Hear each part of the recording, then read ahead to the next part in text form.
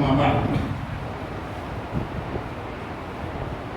فأعوذ بالله من الشيطان الرجيم بسم الله الرحمن الرحيم يا أيها الذين آمنوا أطيعوا الله وأطيعوا الرسول وأولي الأمر منكم فإن تنازعتم في شيء فردوه إلى الله والرسول إن كنتم تؤمنون بالله واليوم الآخر ذلك خير وأحسن تأويلا. وقال النبي صلى الله عليه وسلم تركت فيكم أمرين لن تضلوا ما تمسكتم بهما كتاب الله وسنة نبيه أو كما قال عليه الصلاة والسلام.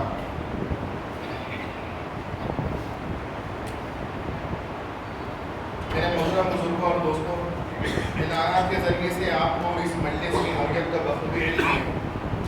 بلا تمہید میں یہ بات عرض کرنا چاہتا ہوں کہ یہاں پر اس وقت اس مجلس میں اہل اسلام کہلوانے والے مختلف فرقوں میں واقعی حق پر کون ہیں اور ناحق کون لوگ ہیں یہ جاننے کی کوشش کی جائے گی. اور اس عنوان پہ جب گفتگو ہوگی تو اس سے ضرور اختلافی باتوں کا بھی تذکرہ ہوگا، لیکن ان اختلاف کی اور اس کی نوعیت کی اور اس تعلق سے مزید کچھ گفتگو کی جائے اس سے پہلے بہتر معلوم ہوتا ہے کہ ہم آپ کے سامنے وہ پوائنٹ بھی بتا دیں، وہ باتیں بھی بتا دیں کہ جس پر یہ امت ابھی بھی متفق ہے. آپس میں کتنی ہی مختلف ہوں لیکن بہت ساری بنیادوں پر متفق بھی ہیں. تو وہ اتفاقی باتیں پہلے آپ جان لیں کیا کیا ہیں.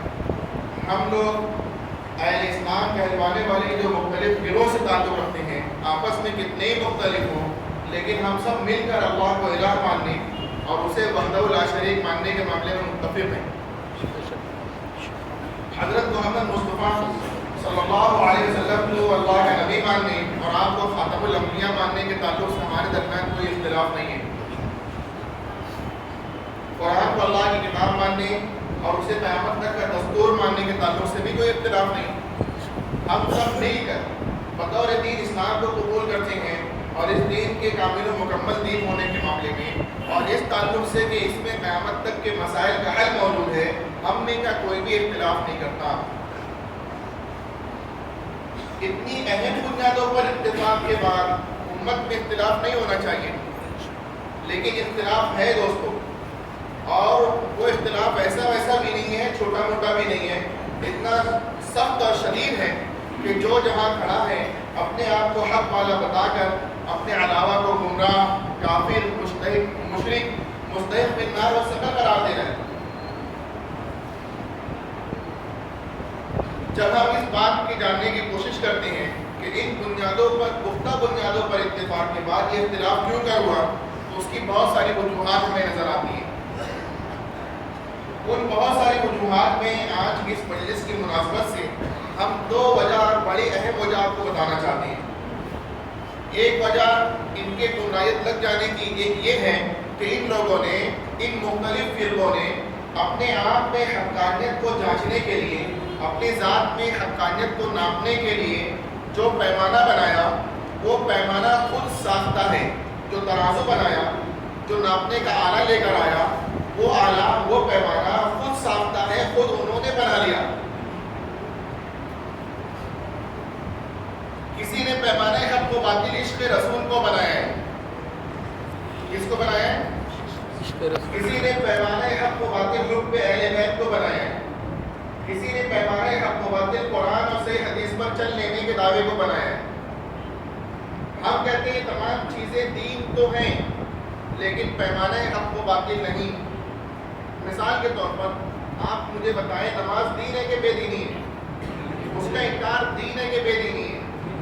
بے دینی ہے. نماز دین ہے، اس کا انکار بے دینی ہے. لیکن نماز پیمانہ حق و باطل نہیں کہ کسی کے نمازی ہونے کی بنیاد پر اسے ہم حق والا شمار کریں اور بے نمازی ہونے کی بنیاد پر گمراہ فرقے کا فرد قرار دیں. بات سمجھ آ رہی؟ ایسے ہی تمام چیزیں دین تو ہے لیکن پیمانہ حق و باطل نہیں. جب ہم یہ کہہ رہے ہیں کہ یہ دین ہے اگرچہ کہ پیمانہ نہیں، یہ دین ہے اگرچہ کہ پیمانہ نہیں، تو دین کے اندر جب اس کی حیثیت موجود ہے تو آپ کوئی انہیں بطور پیمانہ استعمال کرنا چاہیں اور جانچنا اور ناپنا شروع کریں اپنے پیمانے پر، تو اس پیمانوں پر اترا ہوا ہمیں بھی پا لینا چاہیے اور ہمیں بھی عاشق رسول قرار دے دینا چاہیے، محب اہل بیت قرار دے دینا چاہیے کہ کتاب و سنت پر عامل دیکھ لینا چاہیے. بات سمجھ آ رہی نہیں آ رہی؟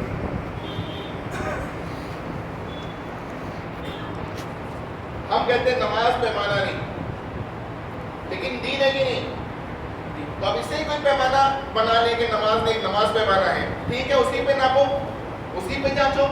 تو جب جانچے گا ناپے گا تو ہمیں اس پر اترا ہوا پانا چاہیے کہ نہیں؟ ہاں نمازی ہے مطلب حق والا ہے. تو ویسے ہی ان پیمانوں پر جب جانچنا ناپنا شروع کریں تو ہم چونکہ عاشق رسول ہیں، ہم بھی محب اہل بیت ہیں، ہم بھی کتاب و سنت پر عامل ہیں، تو ہمیں بھی قرار دینا چاہیے کہ یہ حق والا ہے. لیکن جب یہ لوگ اپنے خود ساختہ پیمانوں پر جانچنا اور ناپنا شروع کرتے ہیں تو ان پیمانوں پر ہمیں اترا ہوا نہیں پاتے. اس کی وجہ یہ نہیں کہ ہم عاشق رسول نہیں ہیں یا محب اہل بیت نہیں ہے یا کتاب و سنت پر عامل نہیں ہے، نہیں، اس کی وجہ یہ نہیں ہے، بلکہ اس کی وجہ یہ ہے کہ ان لوگوں نے صرف ایک غلطی نہیں کی کہ پیمانہ خود ساختہ بنایا، صرف ایک غلطی نہیں کی، بلکہ اس غلطی کے ساتھ ایک غلطی کو اور ملایا، اس لیے ہمیں نہیں پایا. پہلی غلطی کیا تھی؟ خود ساختہ پیمانہ.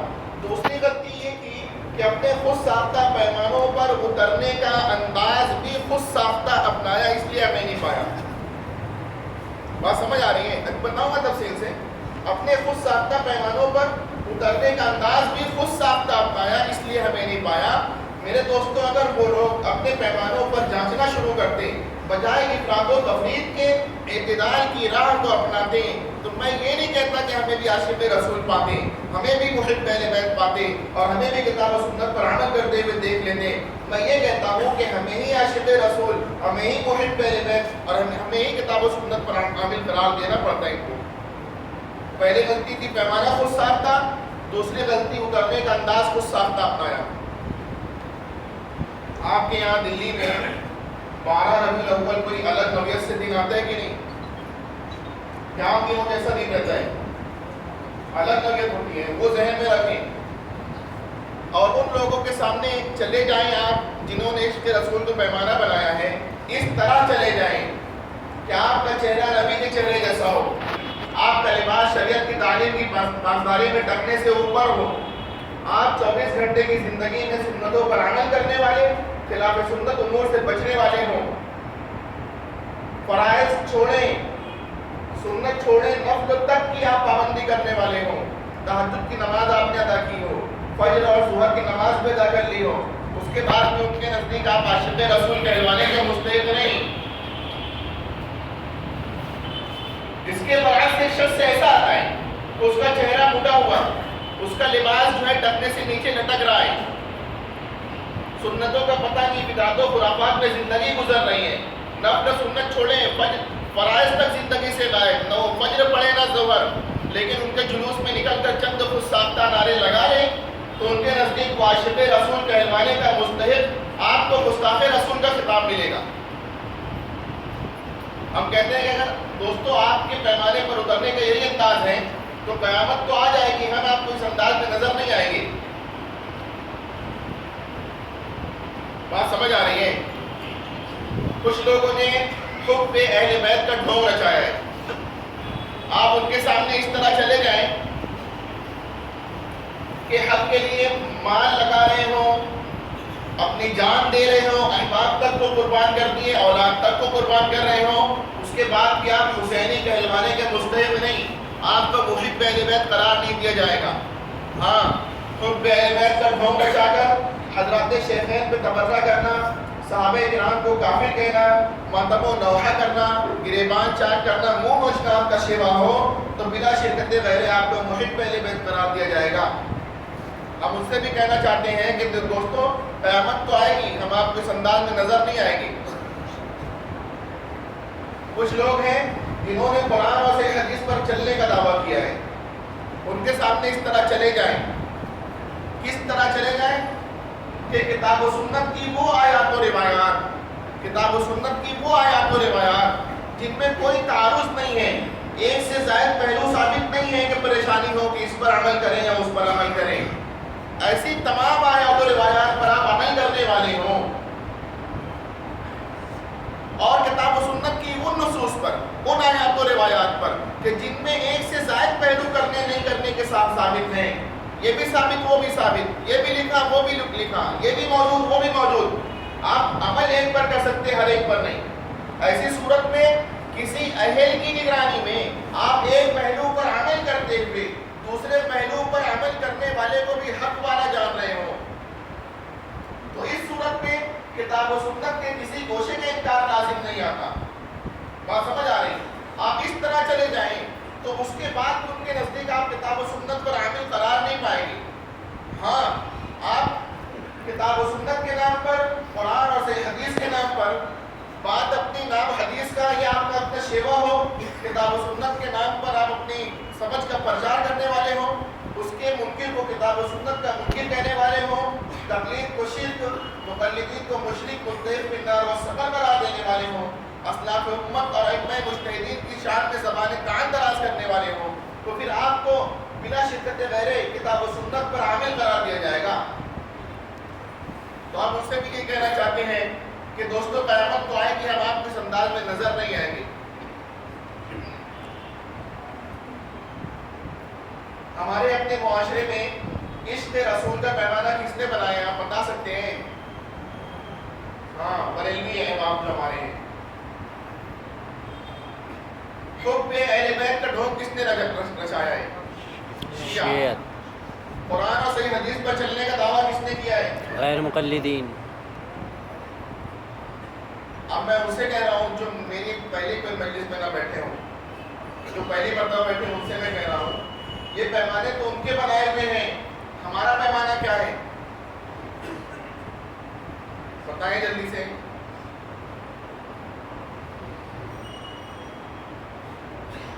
مانا علیہ واصحابہ، ہمارا پیمانہ کیا ہے؟ غلط تو غلط بتائیں۔ اتنا کتاب و سنت غیر مقلدین کہتے ہیں، ہم ہی لوگ صرف عمل کرتے ہیں اس کے اوپر۔ ہاں، یہ اتنے ماننے میں تو ہمارے بریلوی بھائی کو بھی تو شریک ہے ہی نا جی۔ مانا علیہ واصحابہ، دیکھیے ایک آپ جو یہ بتا نہیں پا رہے ہیں نا، اس کی وجہ کیا میں بتاتا ہوں۔ آپ اپنے آپ سے غافل ہیں، ایسا نہیں ہے۔ اگر ایسا ہوتا تو آپ دوسروں سے اور زیادہ غافل ہوتے، ان کا نہیں بتاتے۔ اصل مسئلہ یہ ہے، نہ بتانے کی وجہ یہ ہے کہ ہم نے کوئی خود ساختہ پیمانہ بنایا ہی نہیں ہے، اترنے کا کوئی خود ساختہ انداز ہی نہیں اپنایا ہے، اس لیے کوئی جانتا نہیں ہے۔ میں آپ لوگوں سے کہنا چاہتا ہوں، آپ ادھر متوجہ رہیں، دیکھیے ایک پیمانہ یہ گمراہ فرقے بنائیں، ایک پیمانہ اللہ کے نبی علیہ السلام بتائیں، پیمانہ کس کا مانا جائے گا؟ اللہ کے نبی۔ اللہ کے نبی علیہ السلام نے پیمانہ بتایا ہے اور ہم جانتے بھی ہیں اور مانتے بھی ہیں، لیکن ہمارے ذہن میں وہ بات بطور پیمانہ مستحضر نہیں ہوتی۔ اللہ کے نبی علیہ السلام نے فرمایا کہ تم لوگ ضرور بھی ضرور بنی اسرائیل کی طرح متفرق ہو کر رہو گے، فرقہ فرقہ بن کر رہو گے، دونوں کی برابری ایسی ہوگی جیسے دو پیر کی جوتیاں۔ بنی اسرائیل 72 فرقوں میں بڑھ گئے، منقسم ہوئے، میری امت 73 فرقوں میں بڑھ جائے گی، سب جہنم میں جائیں گے سوائے ایک کے۔ اس وقت صحابہ کرام نے سوال کیا کہ یا نبی اللہ، وہ جنت جانے والا گروہ کون ہوگا؟ تو آپ نے فرمایا ما انا علیہ واصحابی، جس پر میں ہوں اور میرے صحابہ ہیں۔ یہ پیمانہ ہمارا خود ساختہ، ہمارا خود کا بنایا ہوا ہے کہ اللہ کے نبی علیہ السلام کا بتایا ہوا ہے، اللہ کے نبی کا بتایا۔ یہ پیمانہ وہ پیمانہ ہے جس پر ہر پیمانے قربان۔ اب اگر کوئی عشق رسول کا دعویٰ کر کے آئے گا، حب اہل بیت کا ڈھونگ مچائے گا، کتاب و سنت پر عمل کرنے کا دعوے دار بنے گا، ہم دھوکہ کھانے والے نہیں۔ ہم تمام دعووں کو جانچیں گے، ناپیں گے واصحابی کے پیمانے پر، کیونکہ سب سے بڑے عاشق رسول، سب سے زیادہ اہل بیت سے محبت کرنے والے، سب سے زیادہ کتاب و سنت پر عمل کرنے والے صحابہ کرام تھے۔ بات سمجھ آ رہی ہے؟ اس مجمع میں سے میں ایک شخص کو اٹھا کر کہتا ہوں کہ فلاں جگہ جائیے، دوسری والی مسجد میں اس طرح کا ایک اور مجمع ہے، وہاں ایک صاحب بیٹھے ہوئے ہیں، کالا صافہ باندھے، انہیں لے کر آ جائیے۔ وہ صاحب جاتے ہیں وہاں پر، اور جانے کے بعد واپس آتے ہیں، بلاتے نہیں، لاتے نہیں ہیں، کیا کہتے ہیں پتا؟ وہاں پر 5 لوگ ہیں جو کالا صافہ باندھے ہوئے ہیں، ان میں سے کس کو بلاؤں؟ تو آپ غور کیجیے، ان کے جانے آنے اور سرچ کرنے کی محنت ضائع گئی، قصور ان کا تھا پیمانے کا تھا نا، تو مجھ میں اتنا شعور ہے کہ میں پیمانہ ایسا نہیں دوں گا جو اوروں میں پایا جائے. اگر واقعی کئی لوگ اس طرح کے ہیں تو میں بتا دوں گا کچھ الگ نوعیت سے. تو اس پتے میں چند لوگ ہیں کالا صافہ باندھے، ایک صاحب صدری بھی پہنے ہوئے، انہیں لے کر آئیے. میرے دوستوں اگر واقعی وہ ایک ہی رہے گا تو وہ بندہ 100 میں نہیں ہزاروں میں تلاش کر کے لے کر آئے گا. لائے گا نہیں لائے گا؟ بات سمجھ آ رہی ہے نا؟ پیمانہ اگر صحیح ہو تو تلاش کرنے میں دشواری ہوگی کہ نہیں ہوگی. لیکن سنیے یہ جو پیمانہ ہے ما انا علیہ واصحابی، جب ہم اس کو لے کر آتے ہیں لکھ دیتے ہیں تو ہمارے بریلوی بھائی کہتے ہیں کہ ہم اس کا مصداق ہیں. ہمارے غیر مقلد احباب کہتے ہیں ہم اس کا مصداق ہیں. ہم کہتے ہیں ہم اس کا مصداق ہیں. کوئی ایک ہے کہ سب ہے؟ ایک ہی ہے، لیکن سب دعوے دار تو ہے نا. اس کی وجہ دوستوں پیمانے کا قصور نہیں ہے. کس کا قصور نہیں ہے؟ پیمانے کا قصور نہیں ہے، ہمارے فہم کا قصور ہے. کس کا قصور ہے؟ ہماری سمجھ کا قصور ہے. آج کی یہ مجلس اسی سمجھ کے قصور کو دور کرنے کے لیے، بات سمجھ آ رہی ہے؟ اسی سمجھ کے قصور کو دور کرنے کے لیے ہے. یقین جانے جو یہاں بیٹھے گا آخر تک سکون سے متوجہ ہو کر، یہاں سے جانے کے بعد ہمیشہ سکون سے رہے گا. اس لیے آپ ایسا کیجئے کہ آج کے دن بہت وقت ادھر ادھر چوراہوں پر ہوٹلوں پہ لگ گیا اور گپ شپ کے اندر لگ گیا. آج کا یہ وقت تو ہمارے لیے آپ قربان کر دیجئے اور دیکھیے کتنا فائدہ ہوتا ہے انشاءاللہ. تو بہرحال ابھی تک کی گفتگو میں ہم نے یہ بات آپ لوگوں کو بتائی کہ ان لوگوں نے 2 غلطی کر دی، جان کر یا انجانے میں، کہ پیمانہ خود ساختہ بنایا، دوسرے اترنے کا انداز خود ساختہ اپنایا. اس کے مواقع میں ہم نے ابھی آپ کو پیمانہ بتایا ہے. پیمانہ اس پر اترنے کا انداز تو نہیں بتایا. اب وہ انداز ہم ابھی سے بتائیں گے، لیکن سن لیجئے، آپ ہماری باتوں کو سن کر اس ما انا علیہ واصحابی کے پیمانے سے پیش کرنے کی کوشش نہیں کیجیے. آپ نہیں کر سکتے. ہاں جب مجھے ایسا لگے کہ آپ اس درجے تک پہنچ چکے ہیں کہ اب واقعی آپ پیش کر سکتے ہیں، تو دوستوں میں پیش کرواؤں گا، آپ کرتے رہیے. آپ بولیں گے میں کروں گا، لیکن تب تک سکون سے آپ میری باتوں کو سنتے رہیے. پیمانہ کیا ہے؟ ما انا علیہ واصحابی. اس پیمانے کا مصداق کوئی ہو تو ہو، غیر مبلغ ہرگز نہیں ہو سکتا. یہ ابھی جان لیجیے. بات سمجھ آ رہی؟ ادھر بورڈ پر متوجہ ہو کر دیکھیے. ہر یہاں بیٹھا ہوا شخص ضروری نہیں کہ بورڈ پر دیکھ لے، کیونکہ جگہ بھی مکمل فل ہو گئی ہے. اس لیے اپنی جگہ سکون سے آپ بیٹھے رہیں، سکون سے بیٹھے رہیں، سنتے رہیں، انشاءاللہ فائدہ ہوگا.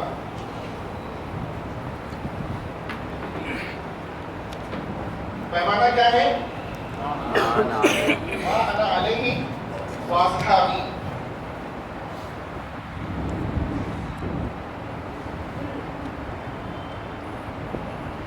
ما انا علیہ واصحابی. اس پیمانے کے 2 جزء ہیں، ایک ہے ما انا علیہ، دوسرا واصحابی. کیا ہے؟ ایک پہلا کیا ہے؟ ما انا علیہ، دوسرا ما انا علیہ کا ترجمہ ہے جس پر میں ہوں. اس سے مراد نبی کی ذات ہے یا غیر نبی کی ذات ہے؟ نبی کی ذات. واصحابی، اور جس پر میرے صحابہ ہیں، اس سے مراد نبی کی ذات ہے یا غیر نبی کی ذات ہے؟ غیر نبی کی بات ماننا تقلیداً ممکن ہے یا غیر مقلد بن کر؟ تقلیداً. کوئی کوئی شخص یہ کہہ کر کہ میں نبی کی ہی مانتا، غیر نبی کی ہرگز نہیں مانتا، اس پیمانے کا مصداق بن سکتا ہے کیا؟ نہیں. اسی لیے ہم کہتے ہیں غیر مقلد اس پیمانے کا مصداق نہیں بن سکتا، اور بن جائے تو ہرگز غیر مقلد نہیں رہ سکتا. میں نے آیت تلاوت کی تھی آپ لوگوں کے سامنے، جس کا اللہ نے ہمیں حکم دیا کہ اے ایمان والو، اطاعت کرو اللہ کی اور اطاعت کرو رسول کی، اور جو تم میں اولو الامر ہیں ان کی بھی. یا ایھا الذین آمنوا اطیعوا اللہ واطیعوا الرسول واولی الامر منکم. دیکھیے اللہ نے اپنی مخلوق میں 2 شخصیات کے اطاعت کا حکم دیا. کتنی؟ ایک کی یا 2 کی؟ 2 کی. ایک رسول کی ذات، دوسرے اولو الامر کی ذات. ایک نبی کی ذات، دوسرے غیر نبی کی ذات. اولو الامر نبی ہے یا غیر نبی ہے؟ تو یہ اللہ نے جو حکم دیا کہ اے ایمان والو اولو الامر کی اطاعت کرو، اللہ کے اس حکم کی پاسداری ہم مقلد بن کر سکتے ہیں، غیر مقلد بن کر؟ مقلد بن کر. دیکھیے یہ جو میں سنا رہا ہوں آیت ہے کہ روایت ہے؟ آیت ہے. خدا نہ خواستہ اگر یہ روایت ہوتی، سنتے کئی غیر مقلدین ایک بات کہتے ہیں، کیا کہتے ہیں بتائیے؟ ضعیف ہے. ضعیف ہے. کیا کہتے ہیں؟ ابھی ضعیف تو نہیں کہیں گے نا، لیکن اس کا مطلب یہ نہیں کہ کچھ بھی نہیں کہیں گے، ابھی نہیں کہیں گے. اب کیا کہیں گے؟ وہ یہ کہیں گے کہ اولو الامر سے مراد حاکم ہے یا مجتہد. یہ پوچھیں گے ہم سے وہ. تو ہم ان سے یہ کہنا چاہتے ہیں کہ آپ نے ہم سے سوال نمبر 2 کر لیا ہے. کیا کیا ہے؟ سوال نمبر 2 کر لیا ہے. سوال نمبر 1 چھوڑ دیا ہے. سوال نمبر 1 ہم آپ سے کر لیتے ہیں. جب آپ اس کا جواب دے دو گے تو سوال نمبر 2 کا اختیار ہم آپ کو دیں گے. آپ کہو گے حاکم تو ہم مانیں گے، آپ کہو گے مجتہد تو ہم مانیں گے. جو کہو ہم مانیں گے، بشرط یہ کہ سوال نمبر 1 کا جواب دو. سوال نمبر 1 کیا ہے؟ اولو الامر سے مراد نبی ہے یا غیر نبی؟ غیر نبی.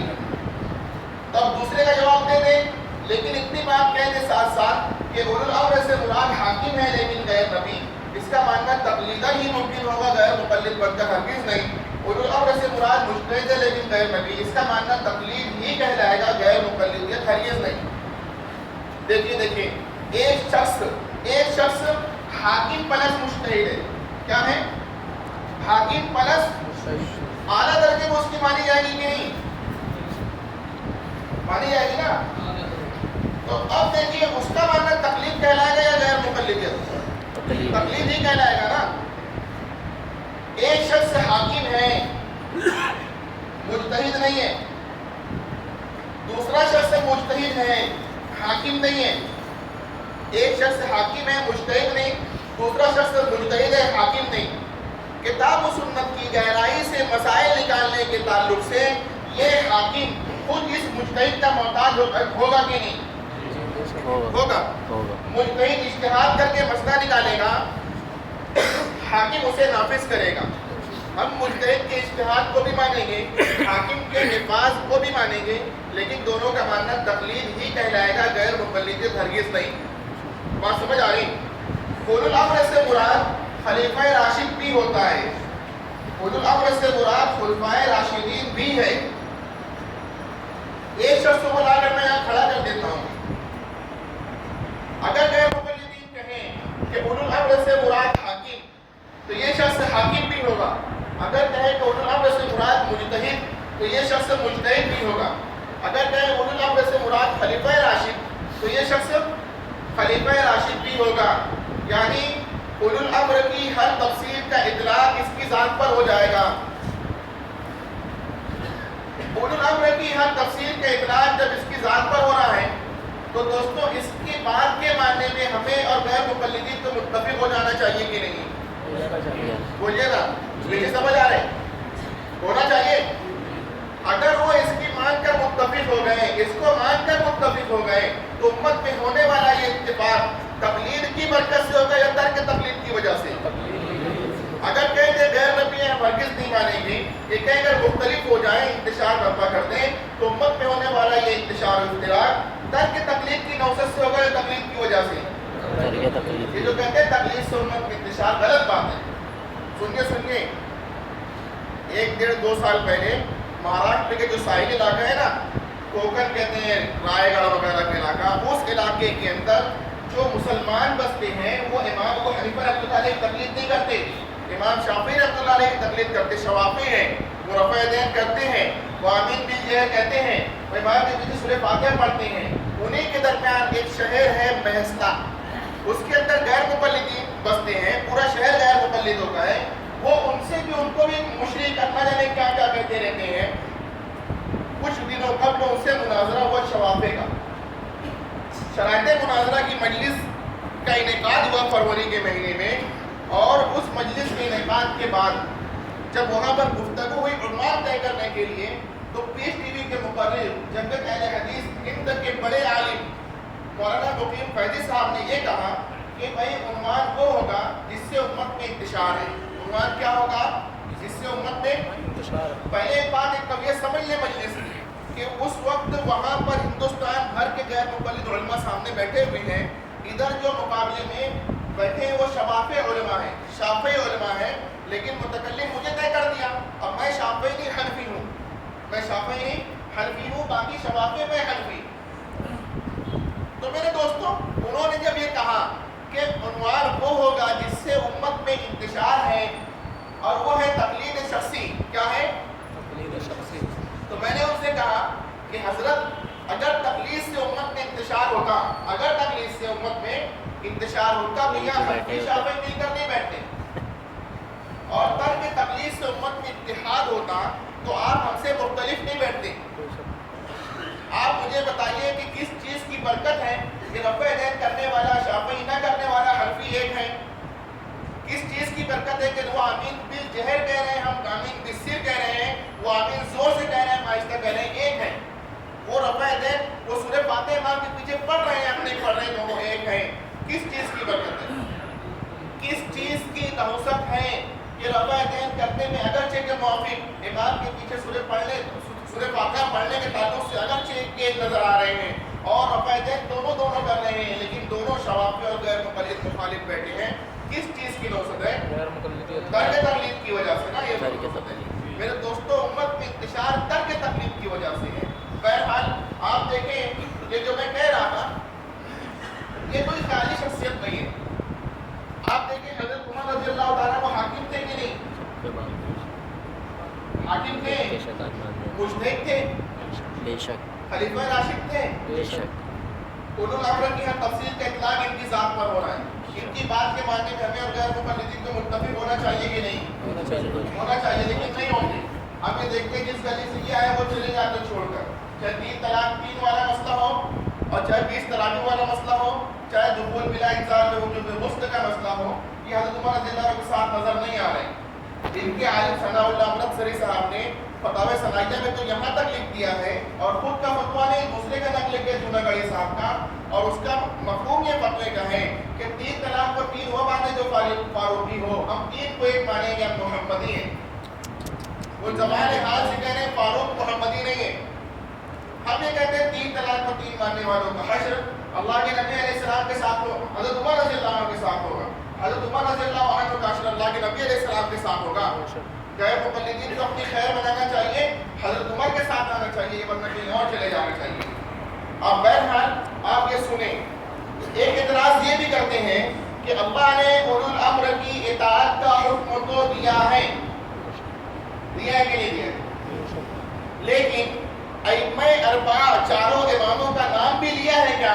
ہم کہتے ہیں نہیں، کہتے ہم نہیں کریں گے. پھر ٹھیک ہے، جب اللہ نے اولو الامر کے اطاعت کا حکم دیا تو کون اولو الامر ہے اس کے نام کی صراحت بھی چاہیے. یہ ضروری ہے کیا؟ اگر ضروری ہے تو پھر کہیں نہیں ہے. جب نہیں ہے تو یہ چیز، یہ امر، یہ ضروری چیز ہم نے نہیں چھوڑی. کس نے چھوڑی؟ ہم نے تو نہیں چھوڑی نا. ہم کہتے ہیں کہ بہرحال اگر اللہ نے اولو الامر کے اطاعت کا حکم دیا، اب 4 ائمہ کا نام نہیں ہے تو آپ نہیں مانو گے، لیکن بتاؤ تو صحیح اگر نام ہوتا تھا مانتے کہ نہیں؟ بولو نا، مانتے نا؟ تو ماننا تقلید کہلاتا ہے غیر مقلدیت. تو اس کے ذیل میں تقلیدی ثابت ہو رہی ہے ترک تقلید، تقلیدی ثابت ہو رہی. سنیے نام بھی ہوتا نہیں کرتے، نام بھی ہوتا نہیں کرتا ہے تو نہیں کرتے، بہانے ہیں وہ تو. ورنہ نام دیکھو میں سناتا ہوں. اللہ کے نبی علیہ السلام نے فرمایا کہ لا ادری ما بقائی فیکم، مجھے نہیں پتا تم میں کب تک زندہ رہوں گا. فاقتدوا بالذین من بعدی، میرے بعد 2 لوگوں کی اقتدا کرنا. کتنے لوگوں کی؟ 2. واشار الی ابی بکر و عمر، اور اشارہ کیا ابو بکر و عمر کی طرف. اولو الامر کی ہر تفسیر کے اطلاق آپ کی ذات پر ہو رہا ہے، آپ کے نام کی صراحت بھی موجود ہے. اب غیر مقلد نہیں مانیں گے تو پھر کب مانیں گے ان کو؟ اگر نہیں مانتے ہیں تو پھر یہ کہنا چھوڑ دے کہ ہمارا اختلاف مجتہدین اور ان کے ماننے والے مقلدین سے ہے. یہ کہنا شروع کر دیں کہ ہمارا اختلاف تو صحابہ کرام سے ہے. اللہ کے نبی علیہ السلام نے اشارہ کیا کس کی طرف؟ ابو بکر و عمر کی طرف. پہلا نام کس کا ہے؟ حضرت ابو بکر رضی اللہ عنہ کا. ایک خاتون اللہ کے نبی علیہ السلام کی خدمت میں آ کر کچھ پوچھنے لگی، کچھ پوچھنا چاہا. آپ نے فرمایا کہ بعد میں آنا. بخاری شریف کی روایت ہے. کیا کہا؟ وہ عورت ایسی ہی نہیں چلی گئی. وہ صحابیہ کہنے لگی یا نبی اللہ اگر دوبارہ آؤں آپ کو نہ پاؤں تو؟ آپ نے فرمایا ابو بکر کے پاس چلے جانا. تو مجھے آپ لوگ بتائیں ابو بکر قرآن کا نام ہے یا حدیث کا نام ہے؟ نہ قرآن کا نام ہے نہ حدیث کا نام ہے. پھر کس کا نام ہے؟ ابو بکر. نہ قرآن کا نام ہے نہ حدیث کا نام ہے دوستو. لیکن قرآن ابو بکر فہم قرآن و حدیث کا نام ہے. کس کا نام ہے؟ فہم قرآن و حدیث کا نام ہے. یہ شخصیات ہیں کتاب و سنت کی آیات و روایات. ان کی طرف جانے کے لیے کون کہہ رہے ہیں؟ ہم یا نبی؟ نبی. ہمیں ہماری بات سنو نا, نبی کو تو سنو. نبی کی نہیں سنتے تو کہنے لگو کہ ہم نبی کو نہیں مانتے. سنیے, اس طرح یہاں پر بہت ساری ایک علماء کرام میں بیٹھے ہوئے ہیں, ان کو پتا ہے کہ جب ہم کسی چیز کو ثابت کرنے کے لیے کوئی آیت روایت پڑھیں تو جتنے کی ضرورت اتنا پڑھ دے بس ہو جاتا ہے. لیکن میں اسے کہنا چاہتا ہوں کہ نہیں, جب بھی یہ آیت غیر مقلدین کے تعلق سے پڑھے تو پوری آیت پڑھے. کیا کریں؟ ورنہ آگے آپ سے سوال کریں گے کہ وہ آپ سے آگے پڑھو نا کیا ہے. ان کو ایسا لگتا ہے سب چھپا رہے ہیں, نہیں مان رہے ہیں. آگے کیا ہے؟ فَإِن تَنَازَعْتُمْ فَإِن تَنَازَعْتُمْ فِي شَيْءٍ فَرُدُّوهُ إِلَى اللَّهِ وَالرَّسُولِ. کب؟ جب تنازع نہیں ہو یا جب تنازع ہو تب کہ اس سے پہلے تنازع ہو تب لوٹانے کہ بغیر تنازع کے لوٹانا ہے. سنیے غیر مقلدین ہمارے درمیان تنازع ہیں. تنازع کیا ہے؟ تنازع یہی ہے, ہم کہتے ہیں اولو الامر کی مانو, کہتے نہیں مانیں گے. ہم کہتے ہیں غیر نبی کی مانو, کہتے نہیں مانیں گے. تو اگر تنازع یہ کرتے ہو تو پھر لوٹاؤ. پہلے یہی بات کر لو. یہاں بات ہوگی یا بھائی تنازع تم پر ہوگی, یہی بات ہوگی نہیں. یا آئیے موافق ہو جائیے, یا آئیے کیا ہو جائیے, موافق ہو جائے. تنازع پیدا ہوگا یا ختم ہوگا؟ ختم ہو جائے. ٹھیک ہے, ختم ہوا. اس معاملے میں کہیں تنازع کو پڑھنے کی ضرورت باقی نہیں کیا؟ نہیں. سنیے, اگر نہ مانے تنازع کریں پھر پڑھے فَإِن تَنَازَعْتُمْ فِي شَيْءٍ فَرُدُّوهُ إِلَى اللَّهِ. وقف کر کے آیت دوبارہ شروع کرے, یہیں آ کر وقف کرے. مسئلہ حل ہے یا نہیں؟ اولو الامر کو مان کر ہی حل ہے کہ چھوڑ کر حل ہے؟ مان کر ہی. تو ماننا تو ہے, چاہے آیت یہاں سے پڑھ کر یہیں تک عمل کرو یا یہاں سے آگے پڑھ کے دوبارہ آ کے یہیں وقف کرو. بات سمجھ آئی؟ چاہے کار نہیں ہے. ایک مرتبہ ایسے جا رہا تھا, ذہن میں ایک بات آئی کہ غیر مقلدین کے ہاتھ میں اگر ربڑ دے کے قرآن دیا جائے تو کیا مٹائیں گے؟ تو ذہن میں دو لفظ آیا کہ ایک تو یہ مٹائیں گے, ایک استنباط مٹا دیں گے. میں خود سوچا کہ اللہ کی دو ہی چیزیں دنیا میں کتنی ہیں, کہ ایک اللہ کا امر ہے, ایک اللہ کا خلق ہے, ایک اللہ کا اور ایک امر ہے. اگر ان کے ہاتھ میں بندوق دے کر مخلوق مٹانے کے لیے کہا جائے تو دو مخلوق مٹا دیں گے. کون سی پتہ ہے؟ بتاؤ. ایک بھینس, دوسرے مچھر. ابھی سمجھ آئے گا کیوں, آگے آئے گا. اور اللہ کے امر میں کیا مٹائیں گے؟ اولو الامر اور استنباط. میں سوچا کیا شیطانی وسوسے آ رہے ہیں, لاہور چھوڑ کے آگے چلا. لیکن دوستو المیہ دیکھ کے کیا ہوا کہ میں ایک مرتبہ چلتے ہوئے وہاں پہنچا, مئو ناتھ بھنجن. وہاں ان کی ایک بڑی کتاب کی دکان ہے, مکتبہ الفہیم. یہ جونا گڑھے کے جتنے جونا گڑھیات ہیں اس کو محمدیات کے نام پہ چھاپ رہے ہیں اس وقت. وہیں میں کتابیں لیا بہت ساری. اس کے اندر ایک کتاب مجھے ملی, توضیح الصلاۃ. 4-5 لوگوں نے بھی مل کر لکھی ہے, کچھ ڈاکٹر صاحب اور کچھ ٹیچر صاحب مل کر, اور کچھ عالم صاحب نے تائید کر دی ہے اور کہا کہ یہ سب سے سچی نماز ہے اور سب سے صحیح نماز ہے, باقی والی سب تو ایسی ہی تھی. تو میں کتاب دیکھ رہا تھا, ایک جگہ عنوان نظر آیا, اطیعوا اللہ و اطیعوا الرسول.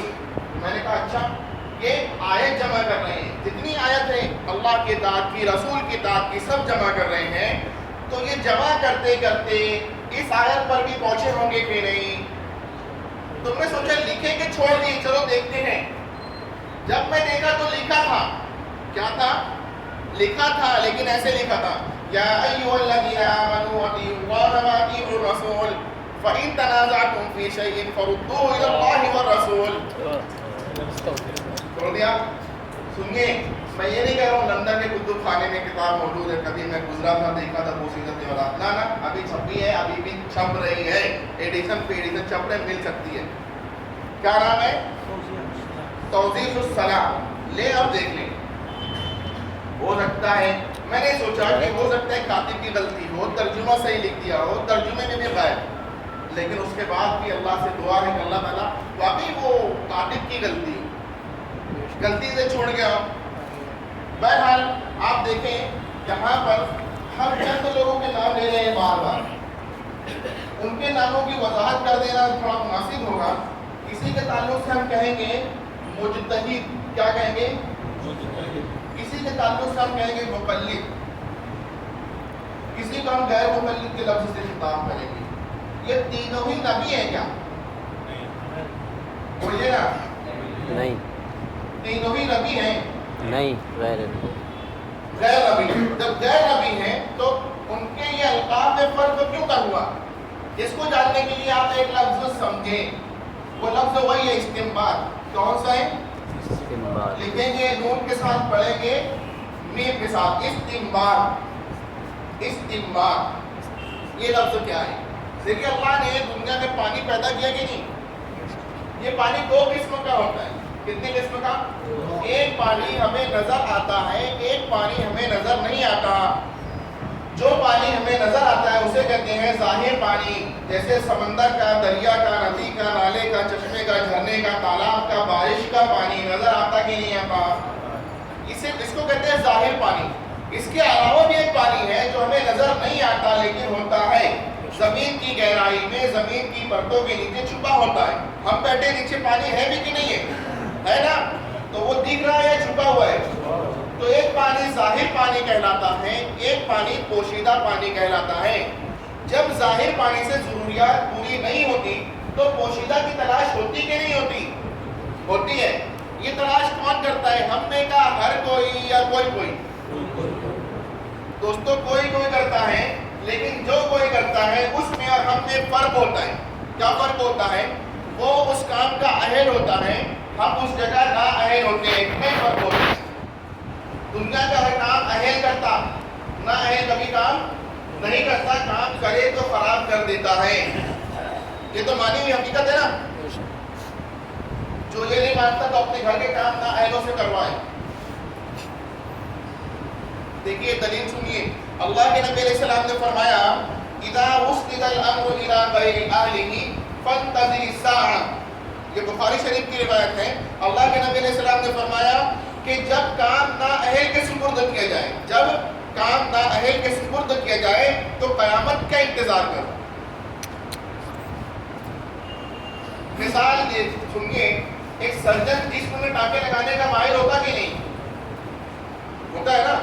ٹیلر کپڑے میں ٹانکے لگانے کا ماہر ہوتا ہے. چمار موچی چپل میں ٹانکے لگانے کا ماہر ہوتا ہے, جوتوں میں ٹانکے لگانے کا ماہر ہوتا ہے. آپ یہ سوچ کر کے تینوں ٹانکے لگانے کے ماہر ٹھہرے, کام کو ایسے گھما دیں. مریض ٹیلر کو دے دیں, کپڑا موچی کو, چپل سرجن کو دیں. نتیجہ یہ ملے گا دوستو, مریض پر بھی قیامت آئے گی, کپڑے پر بھی قیامت آئے گی, اور چپل پر بھی قیامت آئے گی. آئے گی نہیں آئے گی؟ سنیے, وہ جو پانی نکالے گا وہ ہم کا تو ہوگا لیکن اہل ہوگا. کون ہوگا؟ اہل ہوگا. وہ اپنی اہلیت کے ذریعے, اپنے ہنر اور فن کے ذریعے زمین کی گہرائی میں چھپا ہوا پانی بور کر کے یا کنواں کھود کے نکال لے گا. نکالے گا نہیں نکالے گا؟ نظر آئے گا کہ نہیں نظر آئے گا؟ آئے گا نا.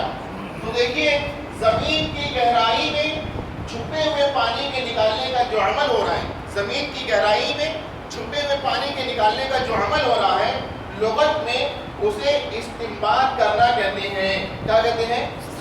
استنباط کرنا, یعنی زمین کی گہرائی میں چھپے ہوئے پانی کے نکال لینا, چھپے ہوئے پانی کا نکال لینا. جب کوئی استنباط کر کے چھپا ہوا پانی نکالے گا تو وہ پانی بنانے والا ہوگا کہ پانی نکالنے والا ہوگا؟ نکالنے والا. اب دیکھیے اس پانی پر دو نسبت لگے گی. کتنی نسبت؟ ایک پانی بنانے کی, ایک پانی نکالنے کی. پانی کس نے بنایا؟ اللہ نے. کس نے نکالا؟ فلاں نے. اب یہ کہنا جائز ہوگا کہ فلاں کے کنویں کا پانی, فلاں کی بورنگ کا پانی. بات سمجھ آ رہی؟ یہ نسبت بنانے کی ہے, نکالنے کی نہیں. نکالنے کی ہے, نکالنے کی نکالنے کی ہے, بنانے کی نہیں ہے. بات سمجھ آئی؟ وہ نکالنے والا نہیں ہے, بنانے والا ہے. نکالنے والا ہے. نکالنے والا ہے. سب پر ہاں نہ بولے نا. سنیے, وہ پانی نکالنے کی نسبت ہے, بنانے کی نہیں. بنایا کس نے؟ اللہ نے. بات سمجھ آئی؟ استنباط کہتے ہیں زمین کی گہرائی میں چھپے ہوئے پانی کے نکال لینے کو. لغت میں اسلامک ٹرم میں اس کا الگ معنی ہے, ابھی بتائیں گے. میں نے یہاں پر ایک روایت بھی آپ لوگوں کو سنائی جس میں اللہ کے نبی علیہ السلام نے فرمایا کہ میں تم میں دو چیزیں چھوڑنے جا رہا ہوں، جب تک اس کو مضبوطی سے تھامے رہو گے ہرگز گمراہ نہیں ہوں گے، اللہ کی کتاب اور اس کے نبی کی سنت، اللہ کی کتاب اور اس کے نبی کی کتاب و سنت کی آیات و روایات کو دیا ہے اللہ کے نبی علیہ السلام نے قیامت تک کے مسئلے کے حل کے لیے۔ فرمایا ترکت فیکم امرین لن تضلوا ما تمسکتم بہما کتاب اللہ و سنت نبی۔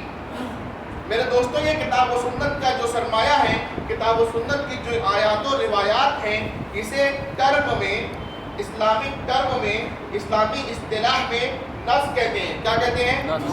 نص کہتے ہیں، نص۔ یہ کتاب و سنت کی آیات و روایات جو ہیں محدود ہیں کہ لا محدود ہیں؟ محدود ہیں۔ الحمدللہ رب العالمین سے پہلے کوئی آیت ہے؟ والناس کے بعد کوئی آیت ہے؟ اللہ کے قرآن کی آیات محدود، نبی علیہ السلام کے فرامین مبارکہ محدود، لیکن ان محدود دلائل میں قیامت تک کے لا محدود مسائل کا حل چھپا ہوا ہے، موجود ہے۔ موجود ہے ہی موجود ہے، موجود تو ہے لیکن دو طرح سے۔ کتنی شکل میں؟ دو شکل میں، دو طرح سے۔ کچھ مسائل کا حل کتاب و سنت کی آیات و روایات میں ظاہر پانے کی طرح ظاہر ہوگا۔ کیسا ہوگا؟ لکھا ہوگا، پڑھ لیا جائے گا، پڑھ کر فوراً مسئلہ حل ہو جائے گا، مسئلہ کلیئر ہوگا، واضح ہوگا، مسئلے کی صراحت موجود ہوگی۔ کیا موجود ہوگی؟ مسئلہ حل ہوگا صراحتاً۔ کیسے حل ہوگا؟ دیکھ رہے ہیں آپ کو کیسے حل ہوگا؟ صراحتاً۔ دیکھیں جو مسئلہ کتاب و سنت کی آیات و روایات یعنی نص میں چھپا نہیں لکھا ہے، بات سمجھ آ رہی؟ موجود تو ہے لیکن کیسا ہے؟ پوشیدہ نہیں، ظاہر ہے، چھپا نہیں لکھا ہے، صراحت موجود ہے، تو ایسے مسئلے کو ہم کہیں گے مسائل منسوسہ۔ کیا کہیں گے؟ کتاب و سنت کی آیات و روایات کو کیا کہتے ہیں؟ نص کہتے ہیں۔ جو مسئلہ اس میں لکھا اسے کیا کہیں گے؟ منسوسہ۔ کیا کہیں گے؟ منسوسہ۔ تھوڑا سا تکلیف ہوگی آپ لوگوں کو اس وقت، لیکن دھیان سے سننے کو اتنا مسئلہ بھی نہیں ہے۔ جیسے مکھی کا مسئلہ۔ کس کا مسئلہ؟ دیکھیے آپ، ہمارے برتن میں مکھی گرتی کہ نہیں گرتی؟ گرتی ہے۔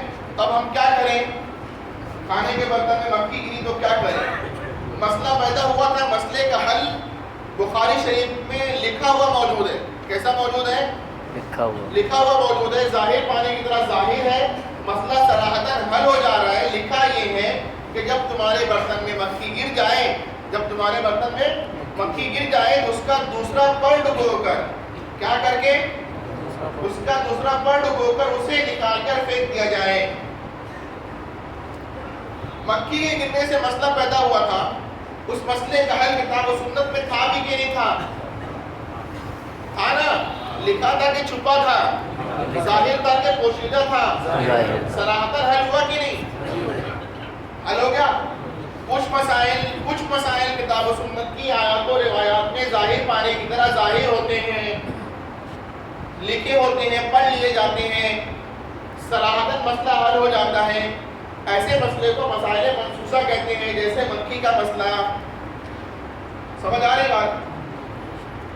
کچھ مسائل کتاب و سنت کی آیات و روایات میں ظاہر پانے کی طرح ظاہر ہوتے ہیں، صراحتاً حل ہو جاتے ہیں۔ ایسے مسائل کو مسائل منسوسہ کہتے ہیں، جیسے مکھی کا مسئلہ۔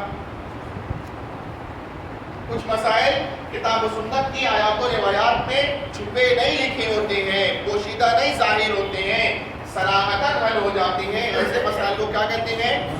منسوسہ۔ جیسے مکھی کا مسئلہ۔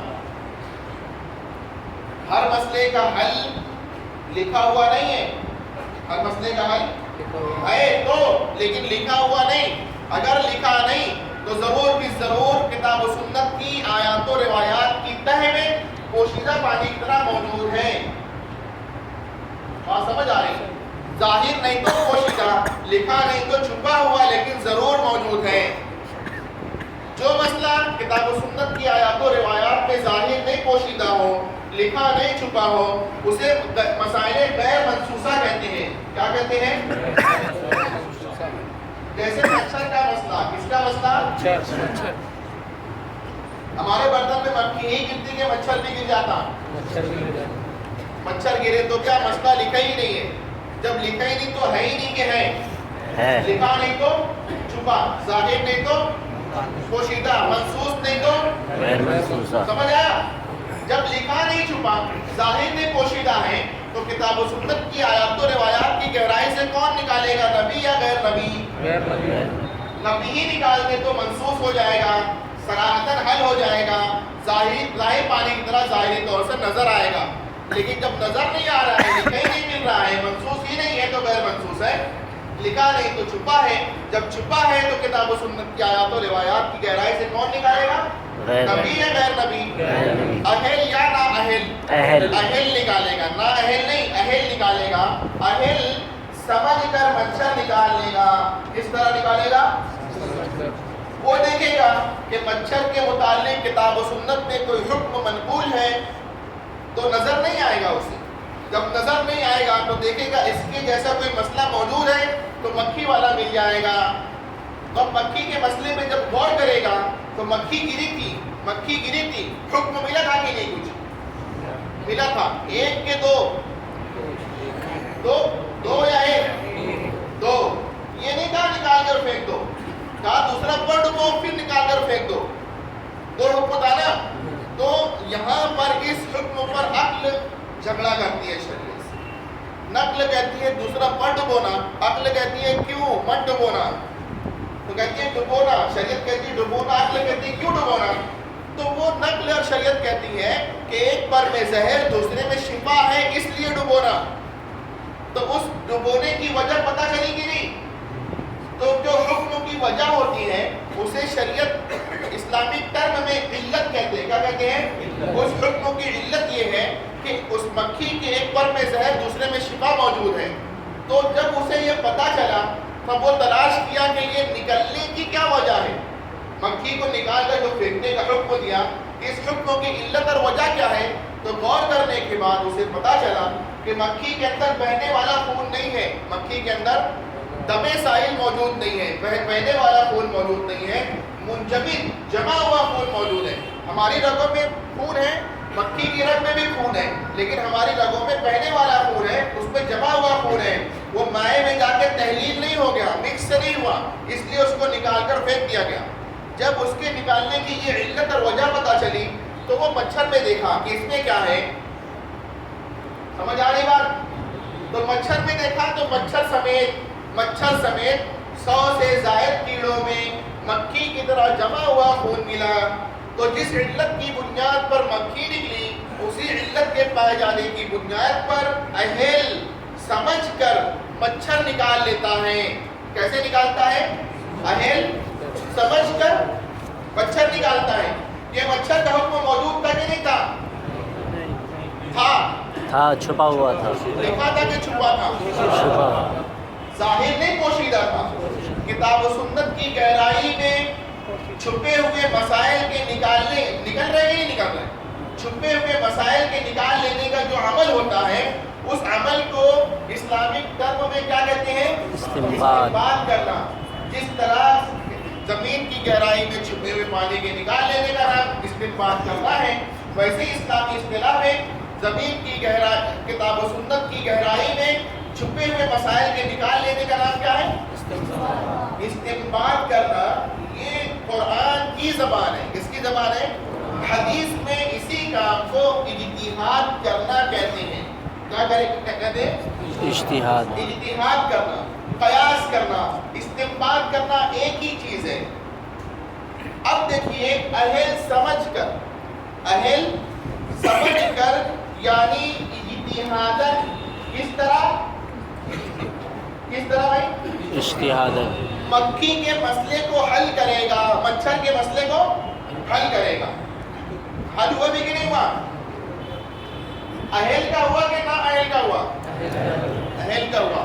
تو یہ مچھر ہمیشہ اہل کے ہی پیالے میں گرتا, ایسا ہے کیا؟ نہ اہلوں کے پیالے میں بھی تو گر جاتا. تب وہ کیا کرے گا؟ ضرور بھی ضرور 3 کاموں میں سے کوئی ایک کام کرے گا. 3 کاموں میں سے یا تو اللہ نے اس کو ایسا حکم دیا ہوگا کہ اے میرے بندو جن کاموں کی تم سمجھ نہیں رکھتے اس پر عمل مت کیا کرو. ایسا کوئی حکم ہے کیا؟ نہیں ہے. یا تو یہ ہوگا کہ اگرچہ تم کم علم ہو کم فہم ہو اس کے باوجود غیر مقلدین کی طرح کچھ بھی سمجھ لیا کرو اور کتاب و سنت کا نام لگا کر اس پر عمل کر لیا کرو. ایسا کوئی حکم ہے؟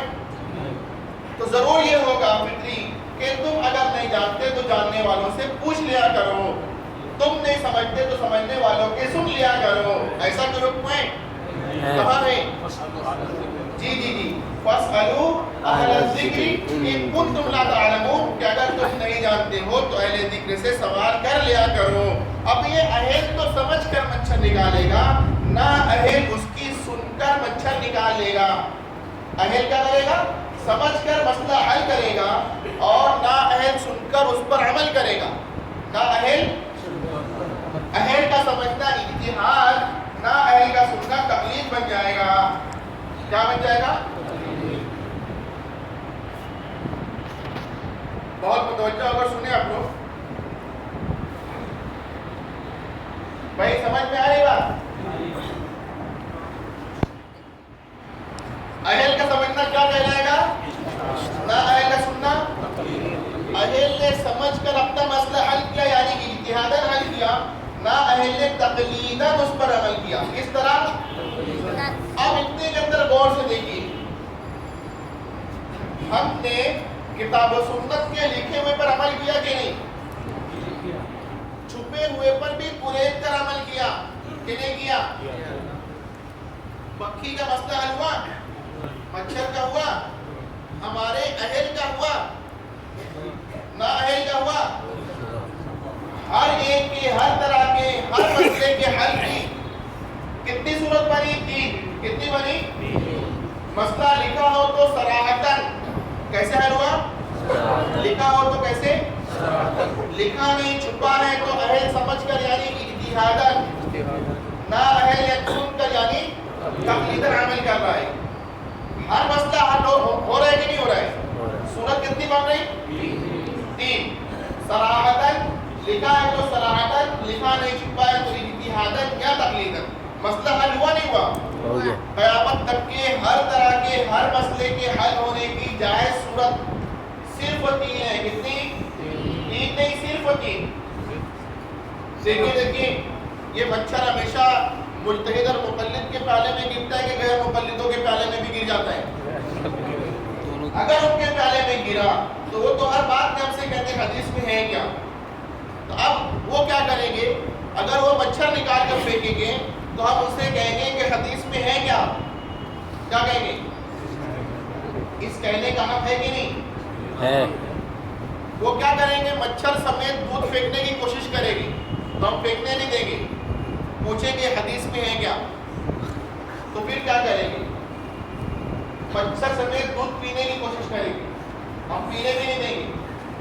کیا پوچھیں گے؟ حدیث میں ہے کیا؟ حدیث میں ہے کیا. اب کیا کریں گے؟